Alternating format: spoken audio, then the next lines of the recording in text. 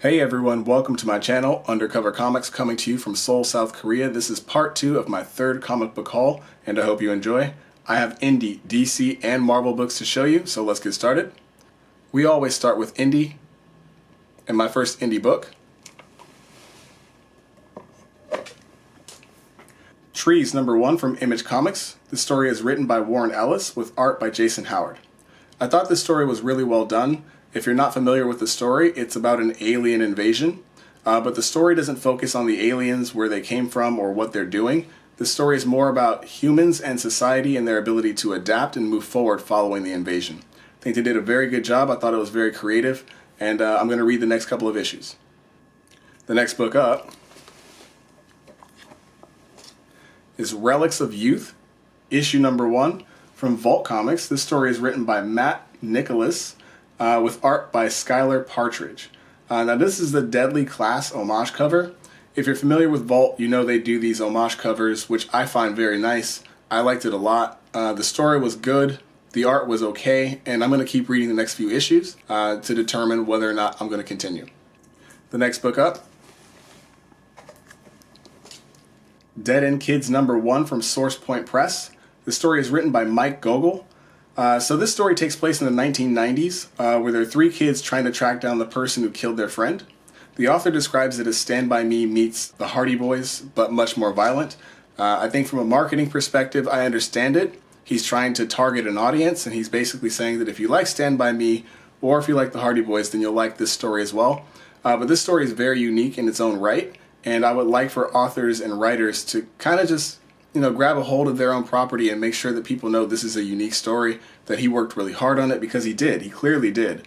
And that it's worth a read. Now, I think this story is really well done. I think he did a very good job of encapsulating the 90s and the mentality of families and kids of the 90s.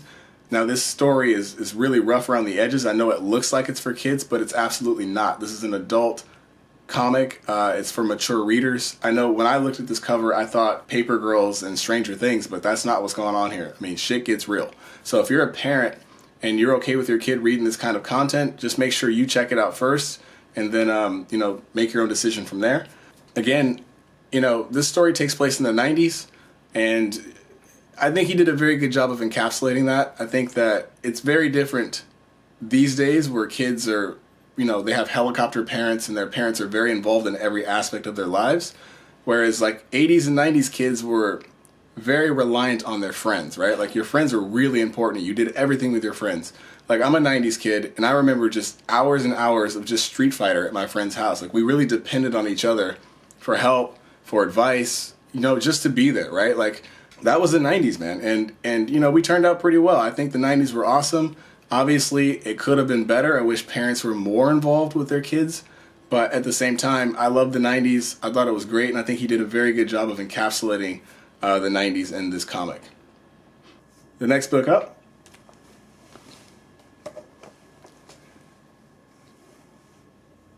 Strange Skies Over East Berlin, issue #1 from Boom Studios. This is written by Jeff Loveless with art by Lissandro Esterin. Now, this might be my favorite comic book of the year, maybe. I really love Little Bird. I'm a fan of a lot of comics that are out right now, but this comic is so well done. I can't even believe how good it is. Each frame looks like you can just take it out of this comic book and post it up in a cafe somewhere. That's how good the art is. The story is well paced. I think it's a mystery story. It's also a spy thriller, which means it feels like it's slow paced, but it's an adrenaline rush. It's amazing. Like I really love this issue. The second issue, I loved it as well. I mean, they turn it all the way up. Man, Boom Studios is not messing around, dude. They're killing the game right now. So if you ever get a chance to pick this comic up, please do. It is awesome. It is well worth the read. Again, this is an alien invasion story, but it's awesome, man. It's a horror story. It's a thriller story. It's a spy story. It's all of it. It's everything. And the art is phenomenal. These guys are doing an excellent job. The next book up, also from Boom Studios. This is Once in Future, issue #1, written by Kieran Gillen with art by Dan Mora. I thought this issue was fantastic. This series has been amazing. The art is beautiful. The color palettes are fantastic. I know some people don't necessarily like those color palettes with the pink skies and the purple vegetation and the very, very bright colors on dark settings. I love the contrast. I think it's amazing. The story is super well paced. Kieran Gillen, this is like some of his best writing. He leaves you with a question, and then he gives you the answer, and then he immediately gives you another question to be answered. It's just a trail all the way to the end. And the character development is awesome. The grandmother is super awesome. Duncan's relationship, Duncan is the main character. His relationship to his grandmother is super sweet. I think it's an amazing book. I think that it's well paced. I think everything is working. And Boom Studios is top dog right now. Boom Studios is gunning for the #1 spot. Obviously, Marvel's a big boy, but as far as indies are concerned, Boom Studios, they're not messing around. They're not messing around. They're investing in talent. They're investing their time, and it's paying off. It is very apparent that they're gunning for #1, and they may not be far off, man. The next book up.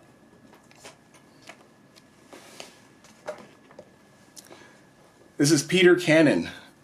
This is issue #1, I think volume 3. I'm not exactly sure, I can't remember. This is also written by Kieran Gillen. This is a dynamite book though. I didn't like this issue at all. Now, the issue itself is not the problem. The problem is that when they reboot this series, which happens often because Peter Cannon's not that popular, they reboot the series quite often. And when they do that, they start over with the same storyline. It's the same storyline. Even this issue, I'm not going to spoil it, but if you've read one Peter Cannon book, you've read them all. And I know Kieran Gillen did his best to make it, to kind of reinvent it, but it's the same. It's literally essentially the same storyline. Now, if you're not familiar with Peter Cannon, he is the basis for the Watchmen character. Now, obviously, if you just look at this character and you watch him in this comic, you'll know which character he's based on, or which character is based on him.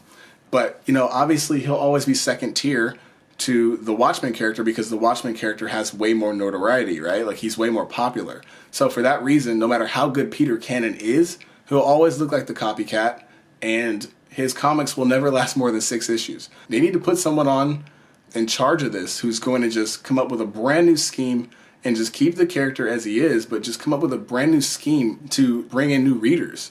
And they haven't done that. So I can't recommend this book. If you want to give it a shot, go ahead and give it a shot. But you can really pick up any issue #1 because they're all the same. And I'll leave it at that. And that is all of my indie books.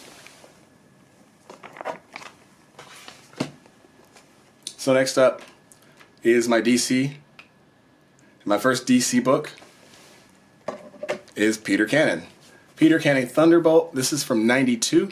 This is issue #1 from DC Comics. Now I like this issue. I don't think this issue would stand up today. I like Peter Cannon, like I said before. I like the character.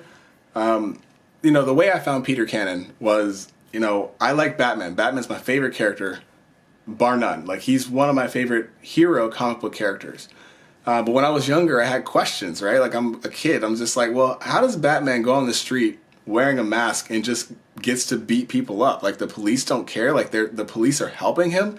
Like, that's just not from a realm of understanding that I have, right? Like, that doesn't make sense to me.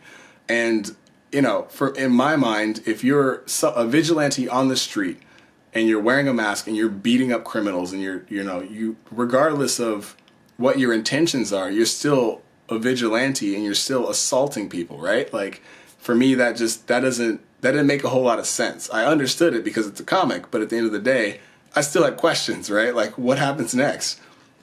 So my cousin recommended The Watchmen, right? Like, and that was my first introduction to The Watchmen. He's like, I think you would like The Watchmen because, those are kind of the issues that they kind of tackle in that comic. So, of course, I got my hands on The Watchmen. I'm a kid of the 90s, so I just picked it up because there was no restriction on that. I can go buy whatever I wanted. I was just a kid in the 90s, right?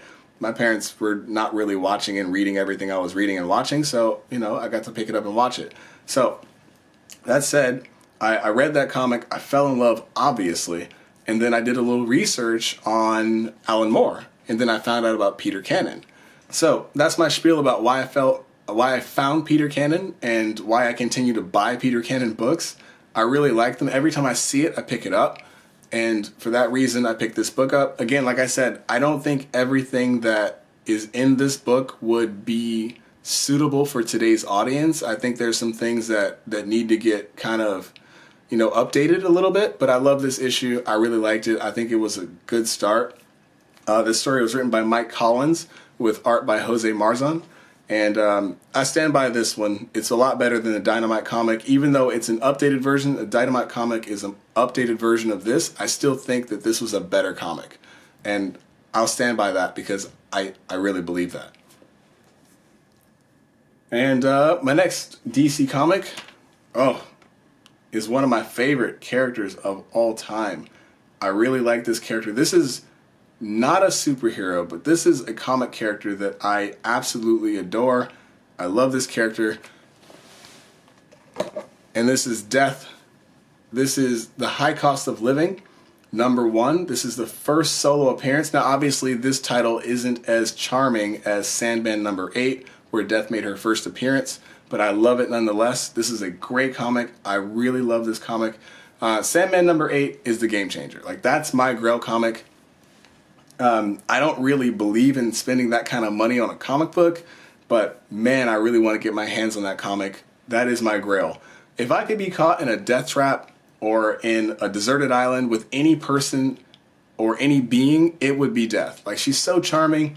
She's super bubbly. She's very positive. But like when you see her, it's like, oh man, that's the end. Like, you know what I'm saying? I'm not long for this earth no more. You know what I mean? But, at the end of the day, who is long for this earth? And she kind of has a very positive outlook on death and, what it means. And, I think they could do a lot with this character if they just took her outside of the UK, United States realm of things, because, Asia has a different way of looking at death. Different cultures around the world have a different way of looking at death. And I think that's a lot. There's a lot to explore there. Again, I think this character is super fun, and I think she's really charming. And this is one of my favorite characters of all time. So every time I see this copy, every time I see this issue, I pick it up. I have a bunch of these copies, actually like maybe 3 of them. And I will pick them up every single time. This is like my favorite character. I just love how she deals with situations, how like nothing really gets to her. She knows that, there's, nefarious plots out there to capture her or to, undermine her gift or her curse, whatever you want to call it. But she just kind of takes it all in stride, man. She just deals with it. She's like, I know people have been trying to do this forever. Since the dawn of life, I have been here. And people have been trying to defeat me forever. People have been trying to capture me, reverse me, destroy me, like evade me, all of it. And she's just like, yeah, I know. As long as life is here, I will always be here. And, people are just people. Beings are just beings. Like, I exist in a lot of different places at the same time. I see the same thing all the same time. So I love this character, man. And I think it was a great development by Neil Gaiman. And I'm not sure if Neil Gaiman created the idea of death as a character. I'm sure that exists somewhere in like Egyptian lore, or I'm sure every culture has this concept. But I really like the way he embodied it into the character that he embodied in. She's like this like 90s grunge chick, you know what I mean? And I think that's really cool. So I love this comic, and I will continue buying it every time I see it. Again, my Grail comic is Sandman #8, her first appearance. I just love it, and I can't wait to one day get my hands on that when I become as rich as like Bill Gates. And that is my DC run. Again, as you know, my DC runs have been very limited, which I'm okay with. That's saving my pocket, and DC is just not doing the work they used to do, and that's just what the situation is. DC, level up. I really want to buy DC Comics. I love Batman, but Batman's not doing super well right now. I'm just remembering back the days where Scott Snyder and Greg Capullo were doing the Dark Knight Metal days. Man, they were killing it, man. It was DC all day, every issue, back to back, bangers. But now, I mean, I can't even buy a DC comic book without like kind of tilting my head and looking at my pocket and like, maybe I can just pass on it. It doesn't feel like anything I have to have right now, but that Dark Knight's Metal series was a banger, dude. And I bought every single issue of that. Like, I still buy Snyder books, I still buy Capullo books, but it's just not the same, man. And, you know, a lot of the Young Justice stuff, I'm not really feeling it. I like Naomi. That was a good series. I wish there was more of a detective aspect on that, but I liked it. I thought it was a good run. But now she's with Young Justice, it's kind of like watered down a little bit. I just hope someone else takes over that series and just makes it pop a little bit more. Just gives them a little more to do. Create some new villains, some new issues for them to tackle. Just do something different.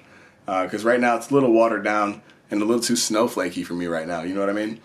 But that's just what it is. So DC, level up, step your game up, because right now I'm not really appreciating the work that you're putting forward. And even though some of it's good, I mean, when you've got, you know, all the X-Men titles, you've got Immortal Hulk, you've got, you know, Donny Cates in there powering through with all the Absolute Carnage stuff. But now that that's over, you know, still, you've got hitters in Marvel right now. They're not messing around. Like, Marvel's not messing around. And with all the money being allocated to Marvel, I just don't have anything left for DC. And even Boom Studios is banging right now. Boom Studios is killing it. Vault's killing it. Like, some of these indie, obviously Image is shutting the game down. I mean, some of these indie comic book retailers are almost like, man, they might be replacing DC pretty soon if they're not careful. But at the end of the day, I'm happy that DC is not doing so well right now, because I just saved my pocket a little bit, and I'll leave it at that. So moving on to Marvel. First Marvel book is House of X, 5 of 6. This is by Hickman and Pepe Larraz. I don't need to go into this because everybody knows about this series already, and if you don't, you just need to go back and jump on the internet or just grab the hardcover is out right now, I think. I think the hardcover just came out, or it's out soon, one of those two. But speaking of which, I need to go buy that. But I like all the covers. This series was awesome. Hickman is a forward thinker. If you haven't read this, just go ahead and take the time. It's only been a few months, so you haven't gotten that far behind yet. But with all the new X titles popping out, you do have time to catch up, because some of these X titles aren't really that dope. I mean, I like Marauders, and then I like X-Force, and I think the one with Psylocke is also dope. That's actually pretty good too. But Excalibur, I like the concept, but I'm just not digging it right now. And man, you know, I thought New Mutants was going to be fire, but New Mutants was garbage, dude. I really hated that book a lot. Like, it was so boring, so lame. It was like, I don't know what that was. I didn't like that at all. And the one book that I thought I wasn't going to like, the one with Psylocke, I forgot what the title of that one was. The one I thought I wasn't going to like is the one that I did like. New Mutants was whack. Excalibur was kind of weak. I like Jubilee. And of course, you know, they sold me with Apocalypse on the front cover. But it's not doing what it's supposed to be doing right now. Right now, the titles are X-Men, kinda. Marauders is banging, because Emma Frost is a beast. And Katie Pryde is a beast. Oh my gosh. And Bishop's in there too. He'll get his time to shine eventually. But they're in there, and I really like those issues. But everything else kind of falls by the wayside. So you got plenty of time to catch up on House of X, Powers of X. Very good series, and I recommend it a lot. Next book up. Issue number 506, Powers of X, Hickman and Silva. Next book up. The Foreshadowing variant. This is House of X, 6 of 6 by Hickman and Pepe Larraz. I really like Omega Red. Omega Red is one of my favorite character designs. Like, I really loved his character, especially back in the X-Men days, the X-Men cartoon days. He was one of my favorite characters. I didn't really like his accent that much. I thought it was the person who did the accent didn't really seem very authentic. But his design is awesome. And the Omega symbol is just so fire, man. So I really like that. The next book up. Powers of X, number 6 of 6. Hickman and Silva yet again. This is a Foreshadowing variant with the Red King. Now, we know who the Red King is now, and I love this cover. I just think it's awesome. Yeah, that's pretty much it. Now, this is one of my favorite House of X, Powers of X covers. It's by Mike Huddleston? Mike Huddleston, I think it is. But this is also Powers of X. Number 6 of 6. This is by Hickman and Silva yet again. Now, this one I really, really liked because I like the character design. I don't know who this character is. He looks kind of like a Ghost Rider, but he looks way more badass. I like the character design. I like the color scheme. I like the layout of it. Maybe this is 2 characters. It's obviously 2 characters. But man, these dudes they look dope, man. I really like these two characters, and I like the way he designed them and the way he drew them too. I mean, I really like this a lot. So I don't know who these characters are, but I look forward to seeing them in whatever issue they pop up in, because they look fire. And that is the end of my House of X Powers of X haul. And last up, we have all my Immortal Hulks. Every time I see him, I buy him. This is Immortal Hulk number 22. I really like this issue because it seems like I know he is, but he's amassing a crew, and he's picking up different people from different parts of the Hulkverse, and they all have their own unique abilities, including the Doctors. And I think that was a really good touch. I think Al Ewing he's killing this right now. And again, this is part of the reason why I don't have money for DC, because this guy is taking all my money. I didn't even know I was a Hulk fan. I never was a Hulk fan until Immortal Hulk rolled around. Jeez. But this is killing the game, man. The next book up, Immortal Hulk number 22. I'm sorry, 24, this issue is. Immortal Hulk number 24. I like this issue a lot, actually. This is the start of the confusion for me, though. I was on board from issue number 1 to issue number 23, but this is where it started to lose me a little bit. I think I learned how much I don't know about the Hulk universe, right? I'm going back now and I'm reading Planet Hulk and all these other comics, and I've got a few facsimiles here that I just picked up back home. Shout out to Lee's Comics back in Mountain View, California. But I realized that I don't know a lot about Hulk lore, right? It's very apparent in this issue. I don't know what's going on here. Now, I like this issue quite a bit. Despite the confusion, I think it was well written, I think it was well paced, and I think it was revealing. But I just didn't know what was going on. Even less so in this issue. Issue number 25, man, I think issue number 25 was, I appreciate the risks, I appreciate the creativity, but I had no idea what was going on in this story. I honestly felt like I was starting over at the very beginning of a brand new arc, and I had no idea what was happening. I don't know where Hulk came from. I don't know who these beings were. I'm not one of these guys who's going to pretend to know all about these characters, because I don't. I'm not one of those guys. I don't know everything about Hulk. He's not my favorite character. In fact, I wasn't a huge Marvel fan up until about a couple of years ago, right? Outside of the X-Men, right? And the X-Men were whack. The X-Men have been hot garbage for the past, decade or two, right? Until Hickman and Silva came along, or Hickman and RB came along, right? But before that, I never read any X-Men titles, like Age of X or Age of whatever. That was garbage. I didn't read any of that. So the point is, I didn't read a lot of Marvel books, and Hulk was definitely not on my radar. Neither was Thor.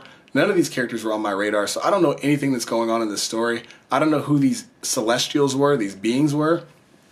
I'm totally lost, right? I'm not sure if they are random characters or these are new characters. I don't know. So if you know, leave a comment down below. Let me know what's going on. Point some issues out that I can maybe read and find out more about to help me catch up, because I don't know. I had zero idea what was going on in this comic. Again, I like the creativity. I think it was a good story, but page after page after page only kind of delved me further into confusion. I was just wading in this pool of confusion. I had no idea what was happening. But I think if I were a real Hulk fan and I read that issue, then I would have felt more fulfilled, right? Because at the end of the day, if you're a real Hulk fan, you probably wouldn't be confused by this issue. I was confused because, again, I'm not a super crazy Hulk fan. I'm not a fanatic. I only picked up 24 issues ago, really, if we're being honest. And so this issue was totally confusing for me. But again, I liked it. It's a great issue. The art was drawn really well. The story was good. The pacing of the story was good. But it was just something that I wasn't totally on board with, because I had no history or references to fall back on here. So with that said, I'm going to wrap this up. This is Undercover Comics. Again, this is part 2 of my 3rd comic book haul. I have one more part left, part 3 for the 3rd comic book haul. These are all comics that I picked up back home in the States. I'm looking forward to showing you guys all the trade paperbacks that I got and the dollar comics that I picked up. So if you enjoyed this video, please like and subscribe. And until next time, peace.